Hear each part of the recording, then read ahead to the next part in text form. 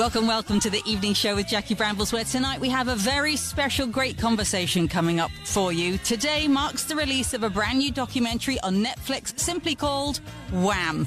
It is a wonderful glimpse into the wild ride that this hugely popular band had, and a unique look inside the friendships on which it was all built and that lasted a lifetime. Tonight's guest was there from the very beginning, and she's not really talked that much about it until now. So it's such a pleasure to welcome Shirley Kemp. Thank you. Lovely to chat to you too. When I first heard that you had agreed to promote this new Wham documentary, for me, that immediately sort of endorsed it. It ticked the box of its authenticity, because I know how fiercely protective you've always been of George particularly, and have retained quite a bit of privacy around those very close friendships that you shared all of your adult lives. So for you to speak now about it signals to me that this was the real deal. I mean, I loved the film, Shirley. I found it really, really revealing and sweet and warm. Are you happy with the way it turned out? I was so happy, to be honest with you, because when they made this documentary, started talking about it 4 years ago, and I've seen so many things on TV that have been inaccurate and saying this, that about Wham and George, that I just thought, I hope it's not one of those that's going to have the inaccuracies and people talking on it who didn't really know him. Yeah. And as soon as it started, I just had the biggest smile on my face, because they were my best friends, and they were all of a sudden, they were alive again, chatting and laughing. So I smiled the whole way through. It was emotional for me. There are a lot of, I did feel exhausted, but at the same time, I just felt so happy. And it, when you've watched something good, because the next day you're still thinking about parts of it. And yeah, and I took my son Roman to the screening that I went to, and he stood up, because I'd never really spoken to my kids about my Wham days. I was just mum, running the ship. And he just stood up and he went, "Oh, Mum, you've had such a great life. I'm so proud of you." And he just patted me on the back, and it is actually one of the kind of, really, I just love that. I felt really proud that I was actually a part of that band. Yeah, I think you're right. I think, women in any business, but certainly in this business as well, myself included, I took a big step back for a good 10, 12 years. And then sort of your kids are shocked that you know how to do something other than, make dinner and do the laundry. They're so, oh my blimey, you're a person, you're a human. You're absolutely right. Yeah, it's not just about them. It's like you did something before you had me. Wow, I didn't realise that. So, yeah, my daughter hasn't seen it yet, and I'm really looking forward to her to watch it as well. One of the many things I loved about it, first and foremost, what I loved was it didn't feel that it was about somebody who's not here anymore. It did really feel like it was about the group, and George's voice is present throughout. How amazing, yeah. It felt like as much his documentary as anybody else who was involved. I'm just curious, logistically, when that was recorded, his sort of reflections back on Wham. I don't know when it was actually recorded, but I do know it all came from an interview with Mark Goodyear. Yeah, our own Mark Goodyear. It all came from one interview. I do know that, but I don't know what year. But how amazing. And it was our friend Simon Halfon who produced it. And I think that's also the key to why it was so authentic, is that Simon knew George really well and made sure that George's voice was in there and came across, because it's just edited so brilliantly. And, if you liked George and Andrew before, you're going to love them now. That's how I think, how it makes you feel.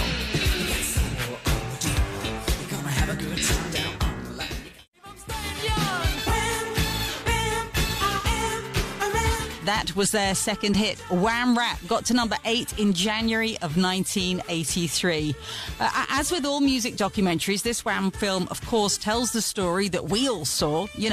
Wham, exciting, successful, amazing, broke down barriers, went to China. All of that is an absolutely compelling story by itself. But I just think it's a lovely story about friendship. Absolutely. And that's what Wham was always about for me. It wasn't about the success. Those two boys that you see in the beginning, they were my best friends.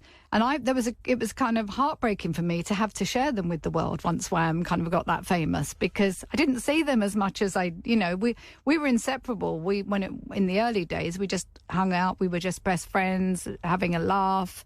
And then it got serious because Wham just took off. And in a period of 4 years, it was just constant. So it does change the dynamics of a friend. But the lovely thing is, all four of us we've all been friends. I mean, I've never stopped was best friends with George until he passed away. And Andrew and Pepsi are like family to me. So you don't hear that from many bands, that they still all love each other.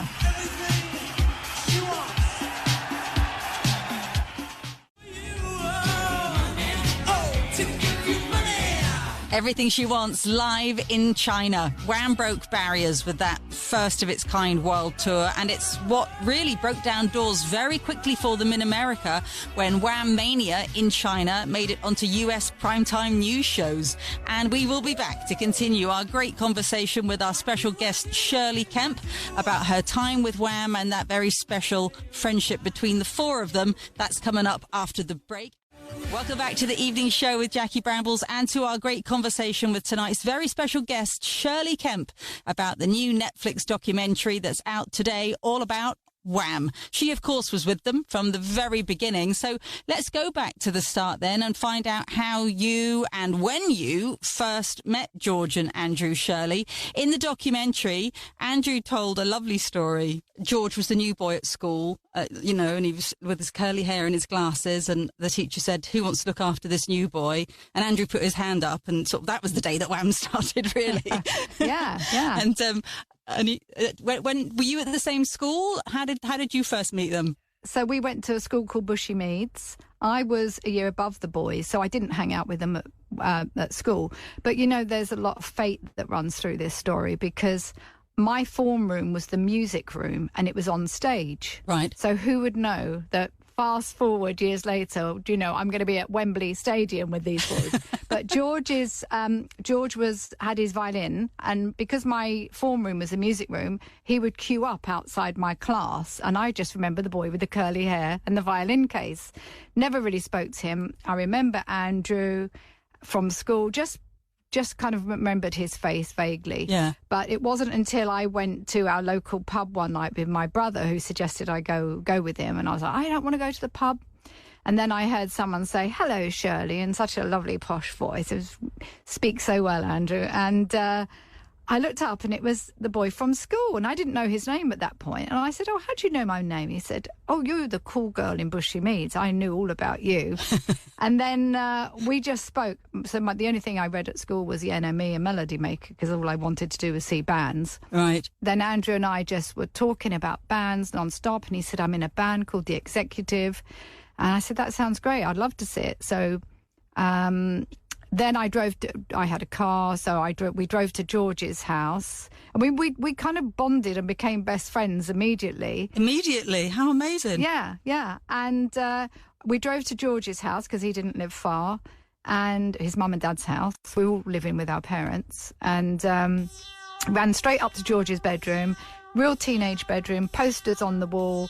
We're just playing music, and then we just start dancing. This is why I loved the boys, because it was just like they loved dancing, and I loved dancing, and they weren't embarrassed about it. Human League, ABC, Aztec Camera, so much music. I mean, it's real, the teenage moment. When you're in love, you know you're in love, no matter what you try. I love your Love Action. Love Action getting played in George Michael's teenage bedroom as he made up dance routines together with Andrew Ridgeley and tonight's very special guest on our great conversation, Shirley Kemp. And this was all Shirley so that you guys could just, as young kids, be ready for your big nights out on the town, which will sound insane to any young people who go clubbing now, but that is what was happening back then in the early 80s, right? We were just coming out of that new wave time. So in the clubs, there was all this new romantic dancing where the boys and girls, went kind of back to the jive. But that's where we would just make up these dance routines so that when we went clubbing, we were prepared with our dance routine. Oh, amazing. The boys, meanwhile, keep writing songs and record companies sending them back saying, no, not interested. But then I remember going in my car and Andrew, because in those days, the only kind of place you could listen to your cassettes were in your car. Yeah. So, and Andrew said, I must play you one of our songs. And he played Careless Whisper. Oh, my goodness. And I had chills because this was way beyond the two boys, these two kind of Morecambe and Wise characters. This was like, this is serious, and George's voice is insane. And I had goosebumps, and I remember just having like premonition, feeling this is going to be huge worldwide. Everyone's going to hear this song. And did you, at that point, consider yourself to be part of the band or just sort of a mate with them? No, there was no band. Right. There was no band then because they were in this band called The Executive, which then split up. So then the two boys, we're hanging around, they're writing, and I'm kind of just listening, going along with what they're doing. And then they get signed, and then they go in the studio and start recording some songs. I'm not in the band at this point. I'm not thinking about it. And it's not until the songs are recorded that they say, oh, we've got to go and do some performances. Can we do our dance routine? And I said, well, what do you mean? I have no idea. What, you go to a club? And he said, yeah, they put the record on, you mime and you dance. And I thought, we are going to be booed off. But I felt so sorry for them that they looked so desperate to do this performance. I said, all right, we'll just do the dance that we do, when we go clubbing. Yeah. And we did this. We got another girl who went to the pub. Because there was only me then. So, very selective process. Yeah, like back up the pub. Who can we get out the pub to come and do this PA? So Amanda, this lovely girl, Amanda, who was a hairdresser, she came along. She did the PA, and it went down. It was unbelievable. People was cheering, clapping. I'd never been on a stage in my life before. Good grief. So to suddenly, first time I'm up on the stage, I'm there with the boys, everyone's clapping. The promoter who booked us came running over, a huge smile, said, oh, we could do loads more of these. And it literally, so we were going around doing these nightclubs, PAs in the nightclub. Yeah. So I'm still not part of the band, really. I'm just helping my mates out. And I was doing a waitressing job, had a part-time waitressing job, and I got fired from that because I kept telling them, I can't come in. I'm with the band. My friends have got this band. And they said, look, you've got to choose. You either have this waitressing job or you go and work with the band. So I just thought, no, I'll stick with my friends. It's much more fun. And how old are you at this point, Shirley? 19, I think. I think the boys had just turned 18 and I was 19. And, we were all so carefree and it was fun and life was easy. All we cared about was music, dancing, and when we could afford to buy some nice clothes to go clubbing. That was the main agenda. Dear mommy, dear daddy, you have plans for me. Oh yeah. Bad boys stick together. That's Wham with Bad Boys, and you'll hear in the documentary the story behind that track and the rather surprising way it was regarded by the band. I won't spoil it for you now. You can watch the excellent Netflix documentary called Wham for yourself as it's released today. Our very special guest, Shirley Kemp, is sharing her memories of those years in the band. And you were saying before that track, Shirley, that we're up to the point that the boys, they've been signed to a record deal, they'd recorded some songs, and the label was now sending them out to do these PAs, personal appearances, in nightclubs to kind of start creating a bit of buzz around them, which is when you first became involved up front and on stage with them, right? You were all miming to their songs and doing the dance routines. That's going down really, really well. So what was the pivotal moment then that pushed you all from there, that point, to the next level of being in the wider general public's eye for the first time? So we were still doing our PAs and we went to Stringfellows, the poshest place ever. I couldn't believe I was just there to get inside Stringfellows because all I heard was it was this celebrity. Oh, it was the place to be, wasn't it then? Rod Stewart and all the stars go there. So Wham were booked. We did this PA in Stringfellows, and that night I remember George's shoe came flying off as he did his high kick, and it was his white espadrille, and he had a white toweling sock on underneath. And I'm thinking, he's going to fall, he's going to slip everywhere, because the dance routine was quite jumpy and slidey. And then all of a sudden, someone threw the shoe back at him. And then when it finished, he was so upset. He said, that was the worst one we've ever done. I'm really upset. And then a lady came over to us and said, I thought you guys were fantastic. I'm a producer for Saturday Morning Superstore. Oh. I would love you guys to come on. And that was the moment I thought, television? Like, really? Like, we're going to go on television?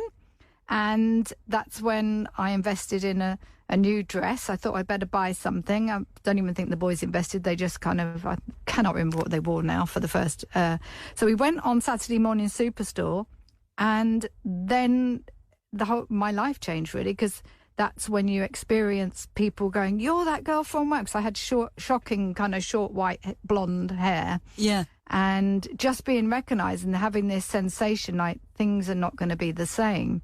And then we get a chance to go on Top of the Pops.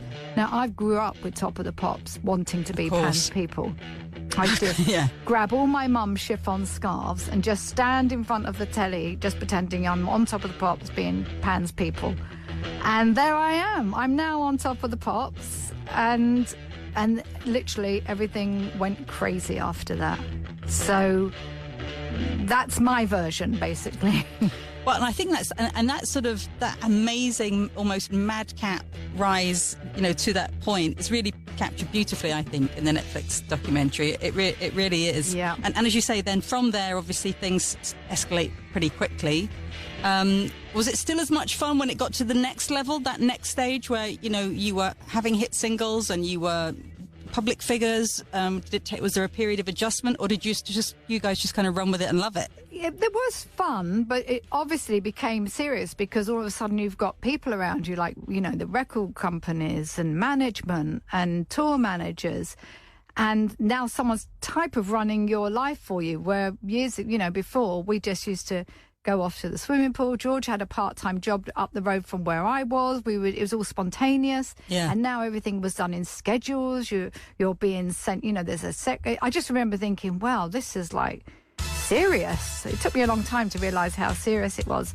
And also, the boys now had this responsibility. They're Wham, and they've kind of got to live up to this image. So the dynamics definitely changed. Not because they were changing, but the circumstances were changing. Hey, sucker. Crazy ladies, keep them on the run. Wise guys realize. It was the 4th of November 1982, Thursday night, of course, when Wham performed Young Guns on Top of the Pops and started their 4 glorious years dominating the charts together. And we will be back to continue our great conversation as our very special guest, Shirley Kemp, shares her amazing musical memories with us next. Welcome back to the evening show with Jackie Brambles and to our great conversation with tonight's very special guest, Shirley Kemp, who rather unusually is speaking about her dearest friendships and her career as part of the band Wham. Over the years, there have been stories and TV shows about them that she's felt were inaccurate or told by those who weren't really in the know. But this new Wham documentary, released today on Netflix, is an exception. And so she felt more than happy to share her own memories of that time and of the friendships that started way before Wham existed and continued long after it finished. Before the break, Shirley, we talked about how Wham hit the big time. So when you were absolutely huge, when Wham had gone gangbusters, did you guys ever get to have a conversation about, okay, what's next? How long can we keep this going? Were there those sort of conversations, or you were just riding that wave? Never. That was always the joy of being young. I think you're far more, we were then, far more spontaneous. There was no big game plan. But underlyingly, you knew that George would be going off to do his own thing. That was apparent always. Is that since you heard him sing on Careless Whisper on that cassette tape, you knew that? Absolutely. I knew he was going to be a worldwide star. So, yeah, absolutely. That was written on the cards. So you kind of enjoy it for what it is. And then when you have these incredible tours, you're in America and China and of course that last concert, the final, where were you emotionally at that point when you knew it was coming to a close? I was, really in a good space because you got to remember, it was kind of accidental that I ever got into the music business and ended up living that lifestyle. And I wasn't in search of fame and fortune. I was going out with Martin by then. So I'm thinking, I want a family, I want to settle down. Yeah. Because we were on flights every week. And it was just the flying everywhere, lack of good food and getting irritable and missing Martin. So I was kind of ready for a change. But I'd also said to Pepsi, look, why don't you and I do something? So we found a manager, we got a record deal, we recorded our song Heartache, so we had that in the pipeline. Right. So we had the next venture. So the Wham final was such a wonderful, positive day, and everything was exciting. George was going on to become this megastar.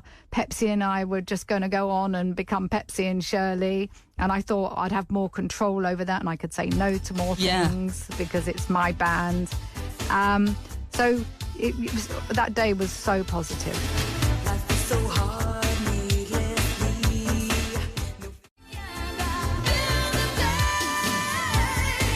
So a mere 6 months after the farewell final concert from Wham at Wembley Stadium, Pepsi and Shirley were at number 2 in the charts in early '87. Not exactly living a quiet life, but again, by continuing her next chapter with Pepsi, it's a real testament to the power of those Wham friendships, which were so important to all of you, Shirley, but perhaps were a real anchor, especially for George. You kind of get the impression from his own words in the documentary that was a very safe space for him. I mean, it is shown in the documentary, isn't it, that Andrew sort of was found out about George's sexuality because you were filming Club Tropicana, I think, weren't you? Isn't that where it happened? And you, George and you were in a room and kind of called Andrew in to tell him, and it was all fine. But obviously he came to you first. Yeah, so we were filming in Ibiza, and he said, can you fly out a couple of days earlier?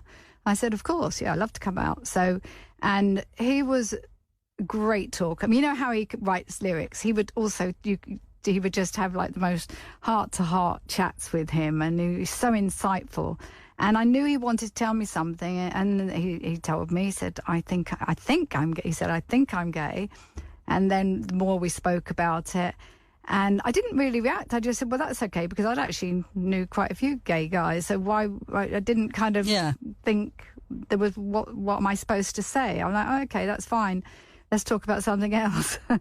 Which was most probably served him well, because it wasn't a big deal. And then the sad thing was, he said, well, what do you think Andrew's going to think? And that made me so sad, because for any young, gay guy who's going through their sexuality, wondering that someone's going to judge them on their sexuality is so sad. And what that responsibility. So I said, Andrew's going to be fine. We've got to tell him. And so when Andrew got there, I was in George's room, and we called Andrew. And I feel sorry for Andrew now, thinking about it, because the atmosphere must have been a bit... you didn't know what the hell was going on. Yeah. Like us two sitting there, come in, Andrew, we want to talk to you. So, and Andrew kind of reacted very much like, okay, same as me. So what? And... So we were always a safe space for him. Was it just because of the culture at the time, Shirley, that he couldn't sort of... Oh, I think so. Expand that out? Like, my friends love me, everything's fine, I'm adored by the public. Was it because I'm trying to think, there really weren't any out music stars, were there then? No, and it wasn't a positive thing at that time, I don't think. I think he was worried, what would the record company say? What would his fans say? You've got to think, your main audience is screaming girls. Yeah. How is he going to disappoint them? And who knows what really goes on went on in his head.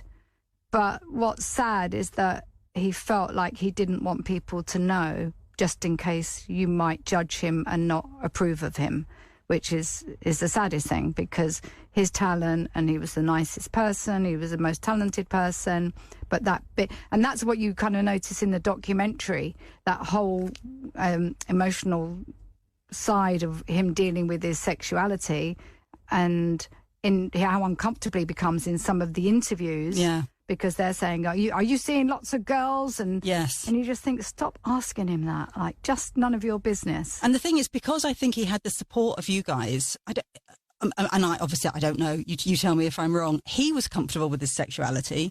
What he was uncomfortable was the keeping of the secret and the deception. Yeah, absolutely.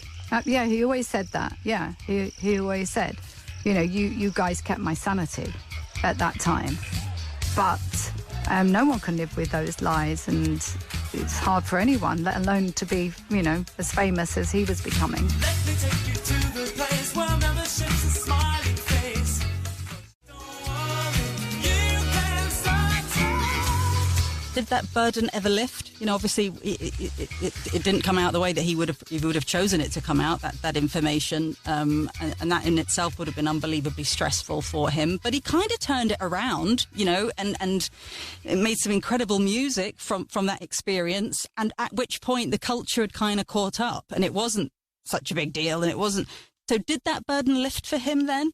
I think so, because, he was openly, his relationships were known about. So that must have been, but, I never had that conversation with him. I never said, how are you feeling now? It wasn't ever something, that I ever spoke to him about, because I always knew who he was. So I was never kind of judging him as to how he was feeling about his sexuality, because I was okay with that. So we never really discussed it ever again. But whenever George used to come over to my house, he would always say to me, the best years of my life were when we were younger. Ah, Because there was no pressure. There was no pressure. He wasn't this huge star, and, he had some more privacy when he was younger, and it was just spontaneous and fun. But maybe, a lot of us can say that. We look back and say, oh, that was so much easier before that and before that. But yeah, I just love the fact that he said that to me. So that's why when I look back at that time, it just gives me such a smile to know that that was one of his happiest periods.